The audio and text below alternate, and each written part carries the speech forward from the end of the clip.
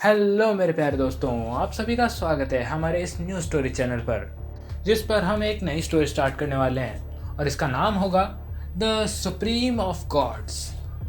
तो चलो स्टार्ट करते हैं। हमारी स्टोरी के अंदर कुछ 18+ मोमेंट जैसे मारकाट हो सकते हैं, तो प्लीज़ अपने मम्मी पापा की परमिशन लेकर ही देखना। सुबह सुबह का समय था। आसमान में अभी हल्की लाली आना शुरू हुई थी, लेकिन पूरा सूर्यगढ़ शहर अब भी भोर से पहले के अंधेरे में डूबा हुआ था। सूर्यगढ़ शर्मा परिवार का निवास स्थान था, जहां एक कमरे में अपनी रोज की आदत के अनुसार एक लड़का अपने उस गर्म कंबल को एक साइड फेंकता है और बिस्तर से नीचे कूद जाता है। वो कपड़े पहनता है और अपने मुंह हाथ धोने लगता है। उसके सारे काम बिना रुके एक लय के साथ हो रहे थे, जैसे मानो उसका ये सब रोज का काम हो। इस समय खानदान के ज्यादातर शिष्य और यहाँ तक कि कुछ नौकर भी अभी गहरी नींद में थे।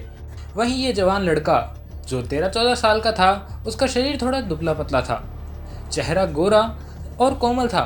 हालांकि वो हैंडसम तो नहीं था, लेकिन उसे देखने से अच्छा लगने लगता था। और इन सब में सबसे खास उसकी चमकती हुई ऊर्जा से भरी आंखें थी। इनमें एक अजीब सी लड़ने की जिद और चमक दिखाई देती थी। बस थोड़ी देर और, अगर मैं थोड़ी देर और डटा रहा तो जल्दी मैं मार्शल पाथ के दूसरे लेवल को पा सकता हूँ और फिर मैं उन शर्मा परिवार वालों का मुंह बंद कर पाऊंगा। और इस जवान लड़के का नाम यश था। 6 महीने पहले अपने शानदार प्रदर्शन के दम पर वो नीलगिरी कस्बे के शर्मा परिवार से निकलकर इस बड़े खानदान में आ चुका था। नीलगिरी के शर्मा परिवार में वो अपनी उम्र का सबसे होनहार युवा था और पहला व्यक्ति जिसने मार्शल पाथ का पहला स्तर हासिल किया था। उसी दिन से यश ने आम लोगों की दुनिया छोड़कर मार्शल पाथ यानी युद्ध कला की दुनिया में कदम रख लिया था। उस समय कस्बे के सभी बुजुर्गों ने उसकी प्रतिभा की खूब तारीफ की थी और कहा कि उसका भविष्य असीम है। उसका परिवार, उसके माता पिता सभी उससे बहुत उम्मीदें लगाए बैठे थे। लेकिन सिर्फ यश ही जानता था कि नीलगिरी का जीनियस बनने के लिए उसने अपने साथियों से बहुत ज्यादा पसीना बहाया था। नीलगिरी का शर्मा परिवार मुख्य शर्मा खानदान की एक बहुत दूर की और छोटी ब्रांच थी और इन्हीं छोटी छोटी शाखाओं से हर 5 साल में उन्हें मुख्य खानदान में जाने के लिए 2 सिफारिशें दी जाती थी। यश के साथ उसी खानदान की एक लड़की अंजलि भी थी, जिसने यश के 2 महीने बाद ही मार्शल पाथ पर पहला कदम रखा था और मार्शल पाथ की लेवल 1 की साधक बन चुकी थी। जब उसने नीलगिरी छोड़ा तो यश का हौसला 7वें आसमान पर था और उसने ठान लिया था कि वो अपना जलवा सबको दिखा के रहेगा। हालांकि जब यश शर्मा खानदान में पहुंचा तो उसे एहसास हुआ कि वो तो कुएं का मेंढक था। अगर पैमाने की बात करें तो नीलगिरी के शर्मा परिवार की आबादी सिर्फ 100 लोगों की थी, जबकि उस परिवार में उसकी उम्र के लगभग 7 या 8 युवा ही थे। दूसरी ओर शर्मा खानदान हजारों लोगों का एक बड़ा कुनबा था। वे जमीन के बड़े टुकड़ों, खदानों और अन्य संसाधनों को नियंत्रित करते थे। नीलगिरी की शाखा की तुलना में वो 100 गुना ज्यादा ताकतवर थे। नीलगिरी शाखा में उसे एक बेहतरीन इंसान माना जाता था, यहाँ तक कि एक जीनियस भी। लेकिन जब यह शर्मा खानदान में पहुंचा तो वो सबसे निचले पायदान पर मौजूद था और अब तो वो एक मामूली सा बाहरी शिष्य बन चुका था। शर्मा खानदान में उसी की उम्र के बहुत से जवान लोगों ने मार्शल पाथ के दूसरे स्तर को भी हासिल कर लिया था और कुछ होनहार युवाओं ने तो तीसरा लेवल भी पा लिया था।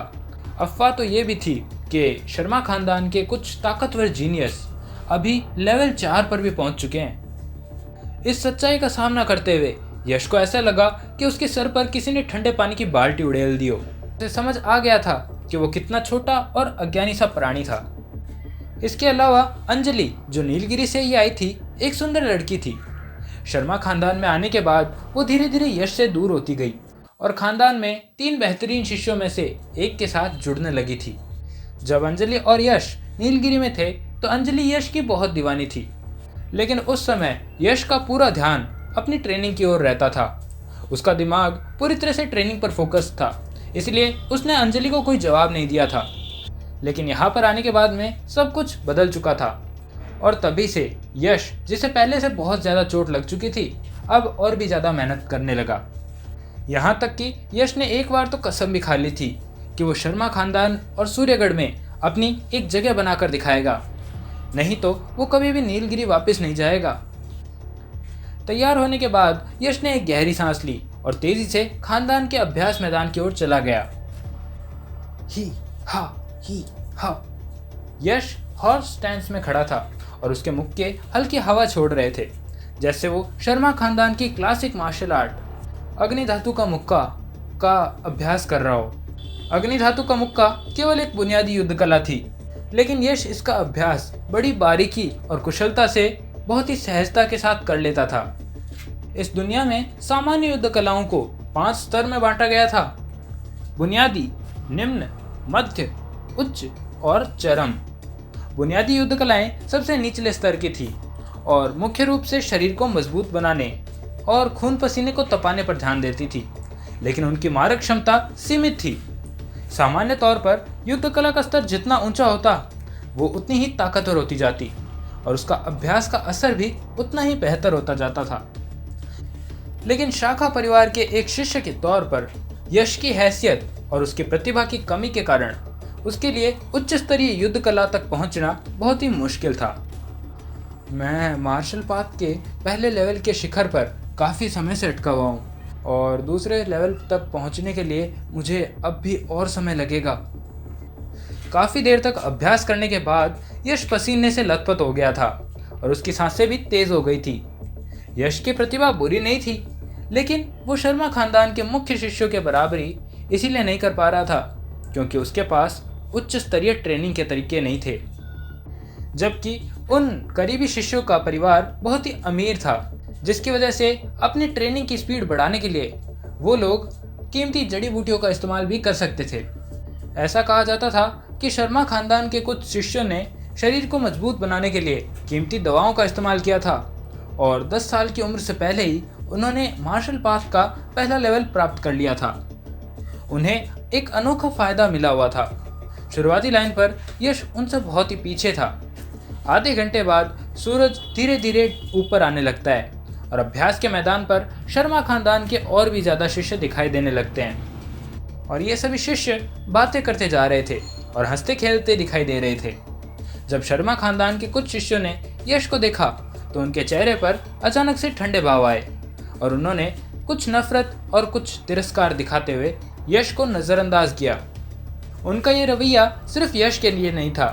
शर्मा खानदान के मुख्य शिष्य हमेशा से थोड़े बाहरी लोगों से नफरत करने वाले थे और वे शाखा परिवार के शिष्यों को तो और भी नीची नज़र से देखते थे। शाखा परिवार के सदस्यों के सामने उन्हें एक सुप्रीमनेस का अनुभव होता था, मानो शाखा परिवार के सदस्य मुख्य परिवार के सदस्यों के सामने कुछ भी ना हो।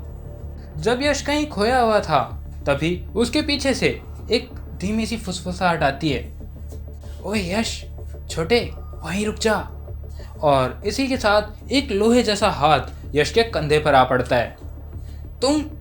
यश लड़खड़ा जाता है और वो लगभग गिर गया था, लेकिन शुक्र है कि उसकी नींव मजबूत थी और उसने अपने शरीर को संभाल लिया था।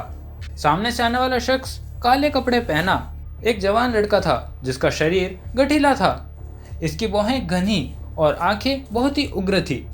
यश को नीची नज़रों से देखते हुए उसकी आंखों में अभी थोड़ी सी शैतानी दिखाई दे रही थी। विक्रम, इसका क्या मतलब है? यश के चेहरे पर अब गुस्सा था। जब वो पहली बार शर्मा खानदान में आया था तो यश और विक्रम के बीच में झगड़ा हुआ था और वजह थी विक्रम शाखा परिवार के शिष्यों का मजाक उड़ाता रहता था और उन्हें नीचे दिखाता था, जबकि यश इन सारी चीज़ों से बहुत नफरत करता था। और इसी वजह से एक बार यश ने विक्रम को पलटकर जवाब दे दिया था, जबकि विक्रम एक ऐसा इंसान था जो छोटी छोटी बातों का बदला लेने के लिए बेताब रहता था। तब से वो अक्सर यश के लिए मुसीबतें खड़ी करता रहा और उसे अपमानित करने के हर मुमकिन मौके और तरीके सोचता रहता। ओए विक्रम, तुम्हारी ताकत के साथ अगर तुम इस शाखा परिवार के शिष्य को 10 चालों में नहीं हरा सकते तो ये तो कितना बोरिंग होगा यार। 10 चालें? विक्रम ने मार्शल पाथ के दूसरे लेवल के शिखर तक ट्रेनिंग ले ली है। मुझे लगता है कि इस बच्चे से निपटने के लिए 3 चालें ही काफ़ी होगी। 3 चालें? मुझे डर है कि सीधे उसका सामना करना आसान नहीं हो पाएगा। आसपास के शर्मा खानदान के कुछ शिष्य ऐसे लग रहे थे जैसे वो कोई बढ़िया तमाशा देखने के लिए खड़े हुए हों। उनमें से ज़्यादातर चाहते थे कि दुनिया में कोई मस्त तड़क भड़क हंगामा हो और इसीलिए वो विक्रम को उकसाते जा रहे थे। 3 चालें? विक्रम ने अपना सिर पीछे किया और हंसते हुए बोला, तुम लोगों ने मुझे समझ क्या रखा है? विक्रम के चेहरे पर अभी एक तिरस्कार का भाव था। विक्रम को यानी मुझे 3 चालें लगेगी इस बाहरी शीशे को हराने के लिए। मैं इस बच्चे को हराने के लिए सिर्फ एक चाल लूँगा। सिर्फ एक चाल? मौजूदा शिष्य दंग रह गए थे। उनमें से कई हैरान थे। एक चाल?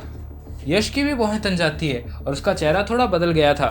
उसके दिल के अंदर गुस्सा बढ़ता जा रहा था। उसके और विक्रम के बीच अभी एक लेवल का फासला था और अगर विक्रम का प्रदर्शन अच्छा रहा तो वो यश को 3 चालों के अंदर हरा सकता था, लेकिन एक चाल? ये तो साफ साफ अपमान था। विक्रम की उकसाने वाली नज़रों का सामना करते हुए यश अपने आप को शांत करता है। मैं उसकी चाल में नहीं फंस सकता। अगर मैं उसके एक वार को भी नहीं झेल पाया तो इसमें मेरी बेइज्जती होगी। शर्मा खानदान में पिछले आधे साल में उसने बहुत नुकसान उठाए थे और उसने धीरे धीरे सहन करना भी सीख लिया था। आज की ट्रेनिंग बहुत थकाने वाली थी। मुझे कुछ दिन आराम करने का टाइम दो और मैं तुम्हारे साथ फिर से मुकाबला करूंगा। और ये बात कहते टाइम यश के चेहरे पर कोई भी इमोशन नहीं था, जिसके बाद वो पीछे मुड़ता है और जाने लगता है।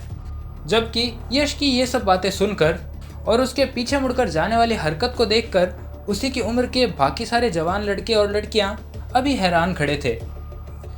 बहुत अच्छे बच्चे, आज तो मैं तुम्हें छोड़ देता हूँ, लेकिन अगली बार जब हम मिलेंगे तो आज का एक चाल का समझौता भूल मत जाना।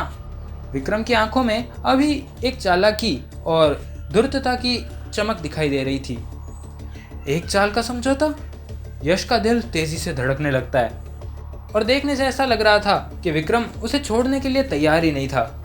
मुझे जल्दी से जल्दी मार्शल पाथ के दूसरे लेवल में पहुंचना होगा, तभी मैं विक्रम के साथ लड़ने के लिए काबिल हो पाऊंगा। यश के दिल और दिमाग पर अभी बहुत ही प्रेशर बन चुका था। अभ्यास के मैदान से निकलने के बाद यश घर लौट आया। जब से यश शर्मा खानदान में आया था, कस्बे में उसके माता पिता ने भी इसका फ़ायदा उठाया था और वे भी शर्मा खानदान में आकर रहने लगे थे। ये उसके माता पिता के लिए गौरव की बात होनी चाहिए थी, लेकिन यश हमेशा थोड़ा शर्मिंदा महसूस करता था। शर्मा खानदान में उसके प्रदर्शन ने उसके माता पिता को निराश किया था और नीलगिरी कस्बे के बुजुर्गों की तो उम्मीदें जैसे टूट सी गई थी। तुम आ गए? एक शांत लेकिन थोड़ा थका हुआ आदमी बाहर निकलता है। ये यश के पिता वीरेंद्र थे। यश, तुम आ गए, इधर आओ, खाना खा लो। उसकी माँ श्रीमती शर्मा प्यार भरे चेहरे के साथ रसोई से खाना लेकर आई थी। जब भी यश घर लौटता था उसको एक प्यार भरी गर्माहट सी महसूस होती थी, जो बाहर की दुनिया में उसे कभी नहीं मिलती थी। थैंक यू माँ, ये खाना सच में बहुत स्वादिष्ट है। यश के जल्दी जल्दी खाना खाने की वजह से उसके शब्द उसके मुंह से ठीक से निकल नहीं रहे थे। भोजन के दौरान वीरेंद्र और श्रीमती शर्मा कुछ कहना तो चाहते थे, लेकिन उन्होंने कुछ नहीं कहा। पिताजी, माँ, आप दोनों क्या? यश ने पाया कि उसके माता पिता के चेहरे थोड़े सीरियस थे, जैसे उनके पास कहने के लिए बहुत कुछ था। वीरेंद्र और उसकी पत्नी एक दूसरे की ओर देखते हैं और एक लंबी आह भरते हुए कहते हैं, मुझे कहने दो। कुछ समय पहले खानदान के उच्च अधिकारियों ने एक संदेश भेजा था। ये वीरेंद्र की थोड़ा झिझकने के बाद बोली हुई बात थी और ये सुनकर यश थोड़ी उलझन में पहुंच जाता है। खानदान के उच्च अधिकारी? जबकि वीरेंद्र थोड़ा सीरियस होते हुए बोलता है, खानदान में एक नया नियम बनाया गया है। यदि परिवार का कोई शिष्य मार्शल पाथ के दूसरे लेवल में नहीं पहुंच पाता तो उसे खानदान की मार्शल प्रतियोगिता में भाग लेने का कोई हक नहीं होगा। और अगर 15 साल की उम्र से पहले वो मार्शल पाथ के तीसरे लेवल तक नहीं पहुंच पाता तो उसे वापस अपनी मूल शाखा के परिवार में भेज दिया जाएगा। क्या? यश का दिल बहुत तेज़ी से धड़कने लगता है और उसका चेहरा पूरी तरह से बदल जाता है। खानदान की मार्शल प्रतियोगिता ये खानदान के सभी नौजवानों के लिए कंपटीशन करने का एक मौका था। अगर कोई हाई रैंकिंग प्राप्त करता है तो उसे प्राइज और अच्छी अच्छी चीज़ों के अलावा आंतरिक शिष्य बनने का मौका और खानदान द्वारा प्रशिक्षित होने का मौका भी मिलता था। इसीलिए खानदान की मार्शल प्रतियोगिता सभी बाहरी शिष्यों के लिए एक बहुत बड़ी छलांग लगाने और कामयाबी पाने का रास्ता थी। और अगर उनसे खानदान की मार्शल प्रतियोगिता में भाग लेने का अधिकार छीन लिया जाता तो ये खानदान द्वारा उन लोगों का त्याग किए जाने से अलग नहीं था। लेकिन जिस बात की वजह से यश का दिल ठंडा पड़ चुका था वो था आखिरी नियम। 15 साल की उम्र से पहले अगर उसने मार्शल पाथ के तीसरे लेवल को नहीं पाया तो फिर उसे फिर से उनकी मूल शाखा परिवार में भेज दिया जाएगा। नहीं नहीं, ये तो पॉसिबल ही नहीं है। यश की आवाज़ में अभी एक हल्का कंपन सुना जा सकता था और इस समय यश ने अपनी मुट्ठियां बांध ली थी, इतनी कि उसके मुक्के सफ़ेद पड़ने लगे थे। इस समय चाहे यश हो या फिर उसके माता पिता, नीलगिरी के शाखा परिवार में जाने की उनमें हिम्मत ही नहीं थी। शायद ये नियम विशेष रूप से शाखा परिवार के शिष्यों के लिए ही है। उसकी माँ श्रीमती शर्मा के चेहरे पर असंतोष की एक झलक थी। पिताजी, माँ, चिंता मत करो, मैं निश्चित रूप से कड़ी ट्रेनिंग करूंगा और खानदान की प्रतियोगिता से पहले मार्शल पाथ के दूसरे लेवल पर पहुंच जाऊंगा। यश अपने दांत पीसता है और उसकी आवाज़ अब भी थोड़ी कांप रही थी। खानदान की प्रतियोगिता के लिए अब भी 2 महीने बाकी हैं और रजिस्ट्रेशन 1 महीने पहले कराना होगा। अगर तुम 1 महीने के अंदर ही मार्शल पाथ के दूसरे लेवल पर ब्रेक थ्रू करना चाहते हो तो मुझे डर है कि ये आसान तो बिल्कुल नहीं होने वाला। और ये बातें कहते कहते वीरेंद्र अपना सर हिला रहे थे। सिर्फ 1 महीना? यश का चेहरा फीका पड़ चुका था, जैसे वो पाताल में गिर गया हो। अगर 2 महीने होते तो वो और भी ज़्यादा कड़ी मेहनत कर सकता था और उसके पास लगभग 20 से 30% चांस था। लेकिन 1 महीने में मार्शल पाथ के दूसरे लेवल में पहुंचना, ये सब तो बिल्कुल अविश्वसनीय था। लंबे समय तक खामोशी बरकरार रहती है। श्रीमती शर्मा धीरे से अपनी आंखों के कोने से एक आंसू पोंछती है और धीरे से कहती है, यश, चाहे तुम सफल हो या असफल, हम हमेशा तुम पर गर्व करेंगे। ज़्यादा से ज़्यादा हमें नीलगिरी परिवार में वापस ही जाना होगा।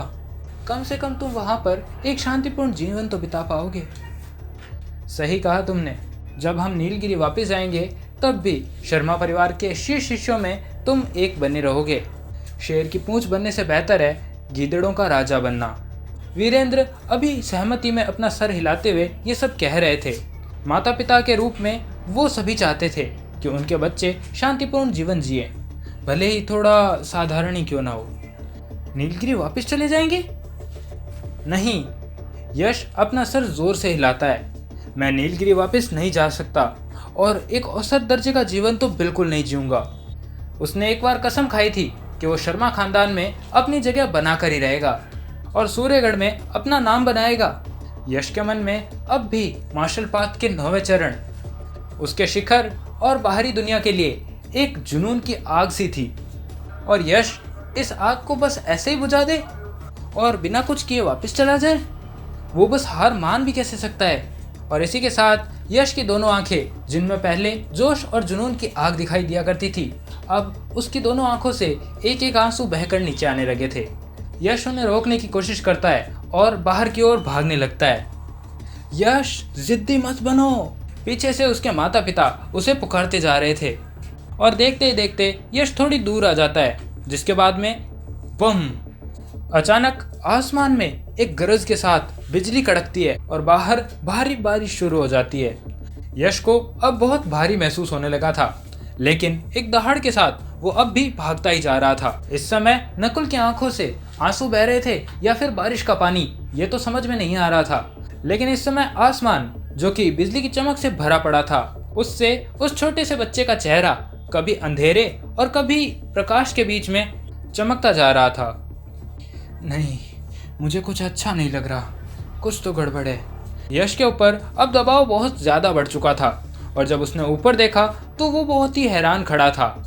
अपने पूरे जीवन में उसने बिजली का ऐसा रूप और इतनी ज़्यादा मात्रा कभी नहीं देखी थी। ये इतनी घनी थी कि मकड़ी के जाले जैसी लग रही थी और एक पल में उसके सर के ऊपर बिजली किसी तरह की शक्ति से प्रभावित होती दिखाई देने लगती है और बिजली की गड़गड़ाहट भी बहुत ही ज़्यादा बढ़ने लगती है।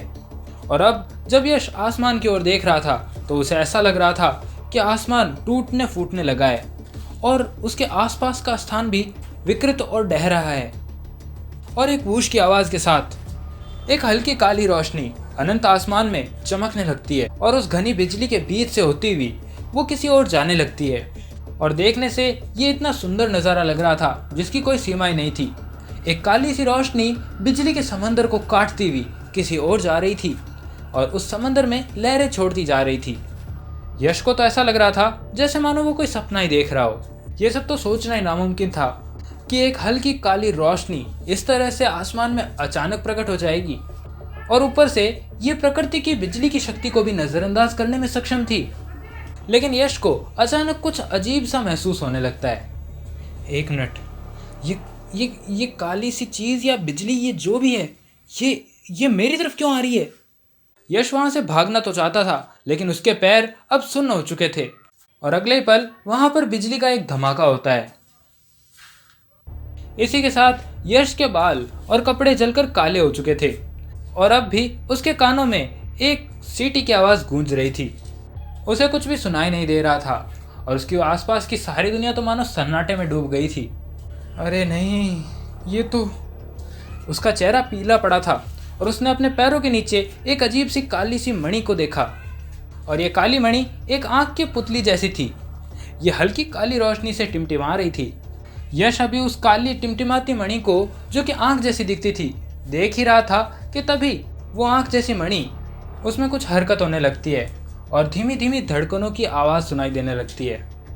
और ये देखकर तो यश के जो पैर अब तक उसे खड़ा रख पा रहे थे वो भी काम करना बंद कर देते हैं और नकुल धड़ाम की आवाज़ के साथ ज़मीन पर गिर जाता है।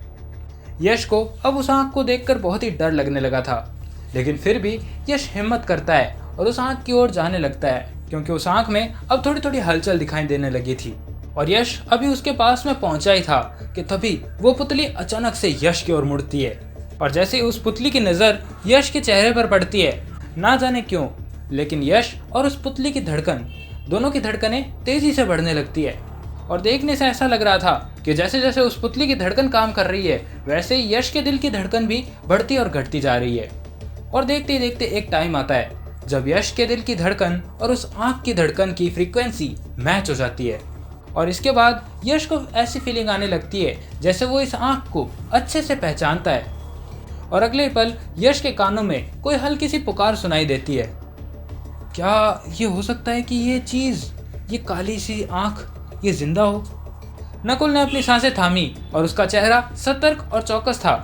हालांकि इससे पहले कि वो कुछ भी कर पाता, एक वुश की आवाज़ के साथ वो काली आँख की पुतली किसी परछाई में बदलकर यश की आँख में ही चली जाती है। और इसी के साथ यश की चिल्लाने की आवाज़ सुनाई देती है, लेकिन ये ज़्यादा देर नहीं चल पाती और इसी के साथ यश बेहोश हो जाता है। बेहोश होने से पहले उसके मन में बस एक ही चीज़ आ रही थी, सब कुछ खत्म हो गया, मैं अंधा हो गया। तो हेलो गाइस, आप सबकी स्टोरी का एपिसोड 1 हो चुका है ख़त्म। अब आते हैं लाइक, शेयर और सब्सक्राइब वाली बातों पर। तो प्लीज़ मेरे बिना कहे कर देना दोस्तों, अगर आपको अच्छी लगे तो, और कमेंट्स में हमें ज़रूर बताना कि अच्छी लगी या बुरी। जाने से पहले आपके दोस्त यश के लिए ये काम ज़रूर करते जाना दोस्तों। Thank you and bye.